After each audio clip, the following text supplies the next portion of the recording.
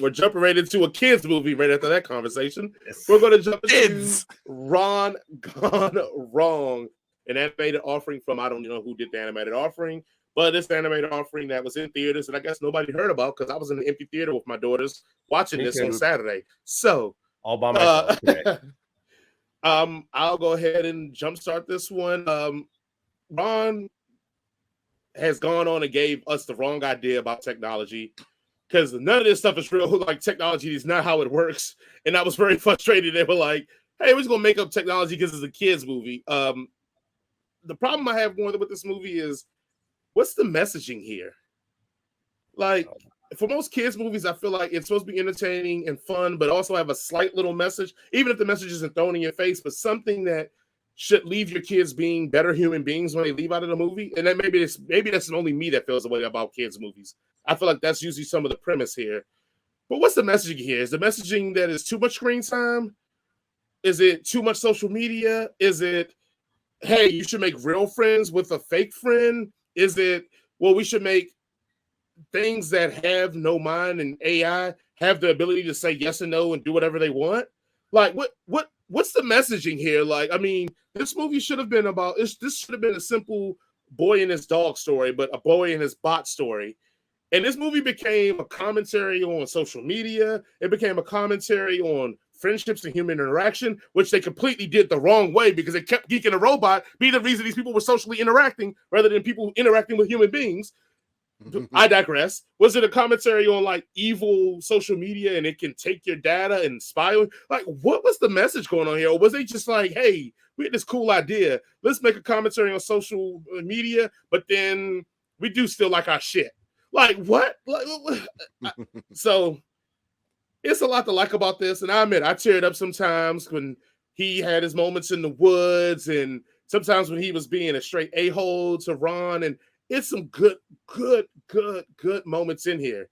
All the good moments deal with Ron and Barney. That's all the good moments deal with here. Everything else that's surrounding it is just god awful because there's no main point to it. And you just threw it in there because I guess your movie had to say more than just a boy being with his bot. And also, last thing too, and I'm going to let you guys have it. I'm going to give off the time on here because I feel like Injustice got me so riled up that this one is making his beating over. I'm tired of the freaking foreigner don't know American trope. Jesus Christ. Can we figure something else out to make people funnier and more enjoyable? You talking about the grandma? Yeah, man. Like, come on, man. Like, we gotta stop this, man. We're taking it too far because you know what? I'm not saying it creates xenophobia, but it makes it for sure easy for people to be like, oh, well, they don't speak good English, so they must not. Like, stop it. Stop. They don't speak English well. So that's one of those moments where I speak American and not English. But it's just it's just a bad trope, and it's a played out trope in this era where everybody knows everything about American culture because everything in American culture usually goes to all of the world. That's why other parts of the world usually know two languages, their own and English. But I'm so tired of that trope. But I digress. I enjoyed it. I think it's a good, solid kids movie. I just wish the messaging would have made a decision and just stuck with that and made it what it was, a boy and his dog story, just with a bot instead of all the other crap they tried to throw in here to make you feel like they were trying to tell you something important that wasn't. And I do have one more last one, but I'm going to save it to the response. Go ahead. Let's go ahead all right. To Jaren. What are your thoughts on this? All right. So we've seen this movie before, at least the basic premise, and it's been done better in Big Hero 6 and The Iron Giant. Boy and his robot. Yep. That's a thing that's happened, and it's been done better. I do love. I let me just say, overall, I guess I enjoyed this movie. I'm kind of split on it. Zach Galifianakis is a professional comedian, and his timing, voicing the robot, the comedic timing in it was funny. There were a couple actual laugh out loud moments for me with the robot. There were a couple emotional moments for me with the robot, like you're talking about in the woods and stuff. I think this movie had a very clear message. It was a biting commentary on big tech and social media and how damaging it is to children. In this world, none of these kids have a fucking cell phone. All of them have B-bots because a B-bot is a cell phone that they can ride around like a vehicle. which is a crazy, fun idea, but I mean, also wildly unsafe. And I don't think any parent would actually let their kid ride their cell phone around like, to school and shit. I thought it was weird how quick the school adapted and got charging bays for them to keep them out of the classrooms. I don't know how that worked out exactly.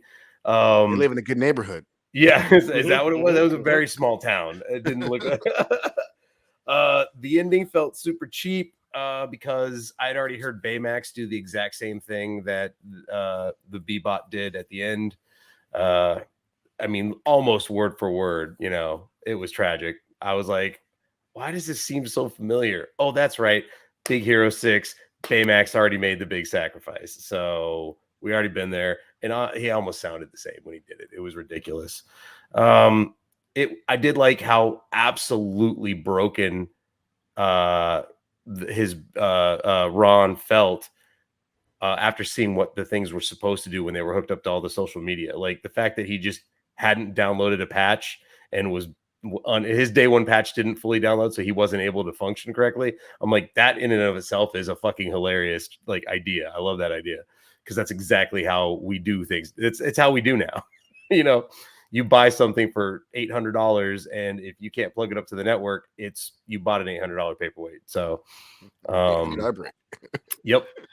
So again, commentary. I thought the commentary was basically a big middle finger to big tech, and also just the dangers of social media and how if we rely on the idea of the persona we're putting out or believe the persona that other people are putting out, we're missing out on the reality that there is around us, which I thought was it fucking crammed it into your face as far as I was concerned.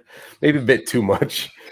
I can't believe you got that message from that, but I'm gonna rebut in a minute. Yeah. No, bring it in. What do you got? Because they literally went the opposite way on that. Literally went the opposit way. But okay. I love it. I love your passion, Jason. I love it. Yeah. Go ahead. Go ahead. Just go ahead. No, that was. I mean, yeah, that was it. Like I said, if it wasn't for like Zach Galifianakis making the robot like super enjoyable, and again, his comedic timing was good. This would have been a real paint by the numbers kind of off Broadway kind of thing. So I'm glad that I think it elevated above the sum of its parts in certain aspects. In other aspects, I think it was just marginal. So I mean, like I said, I'm torn on it. Stay tuned for my point system scale later. All right, Jason, Duke of All Nerds, what do you think of this movie? I don't think anything of this movie. I didn't see it. I was too busy chasing raccoons into trash cans and drinking Bud Lights in Florida. So, good old Jacksonville. Jacksonville. Oh, this is outside. They put you on trash can duty. Yeah, well, this is what you just do in Florida, man. Have you never been to Florida? Yeah. No, he lived there. I lived there for a bit. Yeah. Yeah. So why I say I kick back on this biting commentary on social media and not being good for kids. Okay, yes, it is the scene where like, oh, the chick feels bad because she's getting all the unpopular unlikes and all that, and the guy feels bad because his pranks aren't working. So the solution to this was, hey, you can have your buddy bot, but now he could choose or not if he wants to record you or not. He could choose or not if he wants to take film of you or not. Because you know what? They can choose what they want to do now, like automated AI. So next thing you know, if it decides it just, wants to not listen to humans, it could do that because it was doing that to the kids. It was like, hey, you didn't stay within 6 feet of me. And he took off. Like, it didn't say that we shouldn't be on social media. It just said that, hey, you know what? Our friends should be robots.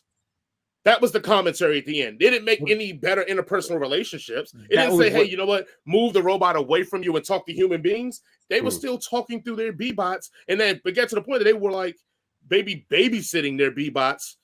And that's what it was. Like, it didn't say like, oh, well, social media is bad. And like, no, it should have ended, Jaron. Remember how the father was like, oh, just play in the woods like we and my friends would have did. That's how it should have ended. It should have been with all the kids playing outside on recess with no B-bots. And that would have been like, oh, that's the commentary. No, it was like, no, we just took away that this thing could do all the things that it did for you before. Now you have to just treat it like a babysitter. Like, remember that keychain where you had to feed them? Tamagotchi. Yes, it was that. It became that. That's what it came. A handheld, a live version of that.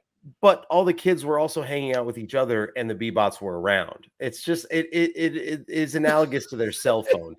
in the beginning of the movie, they were all just hanging out with their Bebot, and they weren't interacting with each other. The children weren't interacting with each other. At the end, all the children were hanging around each other, and their Bebots were still circling. But it is what it is.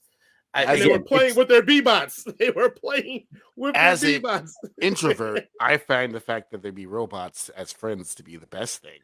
Well, that was the bad guy's plan at the end. He was like, "Don't actually hang out with your friends; just hang out with your robot pal." That was the actual creators' idea too. Because when he saw Ron, he was like, "That was my idea for the Bebots to be like your best friend." Did you forget all this part when the Indian dude was like, "That's why I want to meet Ron because Ron is what I really imagined, like the robot being your best friend." But the social media addiction came from the interconnected and all that shit. That was all the monetization of the children.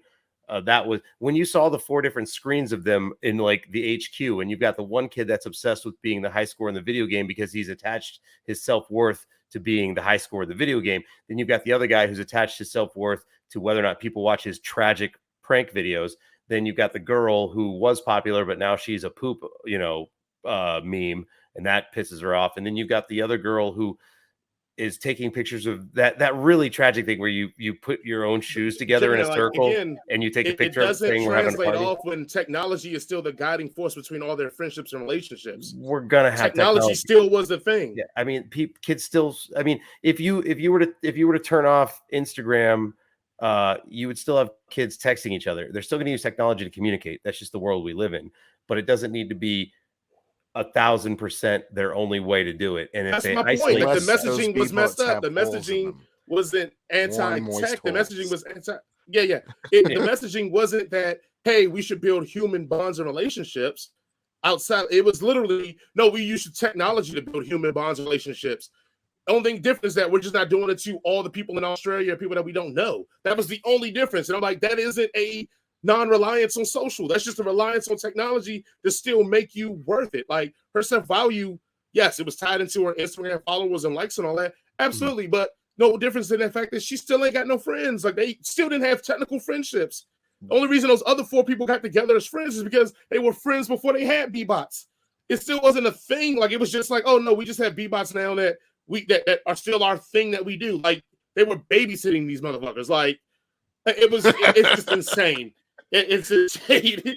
I mean, again, I get the point that you're trying to say. The fact that we're having this dialogue means that they failed at delivering a cogent and well thought out message. That's a big word. That's for sure. Yeah, but that was my argument. Like the messaging was mixed. That's what I said. The messaging was mixed. They could have been a little more concise about how they were delivering it. So you're agreeing with my review that the messaging was off. Like it was mixed. Yeah, I mean, I got it, but yeah. Oh, well then let's go on to the rating scale. Jason has none because he has not seen it, but he did get some good raccoons and possums down there in Jayville. How many raccoons do you give this, Jason? 3 raccoons in a can. three raccoons? Yeah, 3 raccoons in a trash can. Tiny hands. What do you give Ron go wrong for your score? Like I said, the animation, I had some minor quibbles with the animation. It wasn't always great. You could tell it's kind of a younger studio. The story was a bit muddy for what it was. But like I said, Ron was super likable and the kid did a good job. Like the voice acting was all right. So I'm going to give it a 2.7. That's okay. I'm going to give it a 2. I just think it didn't hit what I need for the check marks for a kids movie. And that's just my internal thing. People may enjoy it more than I, but I give it a 2 because it is some parts in it that are really heartfelt. It is some parts in it that are just fun. The part where he was like, oh, I never programmed him to laugh. And he was like, there's some good things in there. It just didn't hit my kid movie checklist. So I'm going to give it a 2. See it at your own peril. If you guys disagree with Ron Gone Wrong, or if you want to tell me and Jaren that we were wrong or one of us was right, please comment below. Let us know. We love when people bring in their comments and tell us that, we don't know what the hell we're talking about, or agree with one of us and the rest of us can go to hell. We love those comments the most. Especially if you agree with me. Yep. That is Just Jason's words. shout out to all my friends that are watching this. You just comment. I agree with Jaron, and just leave it at that, so we can we can all laugh about it next week.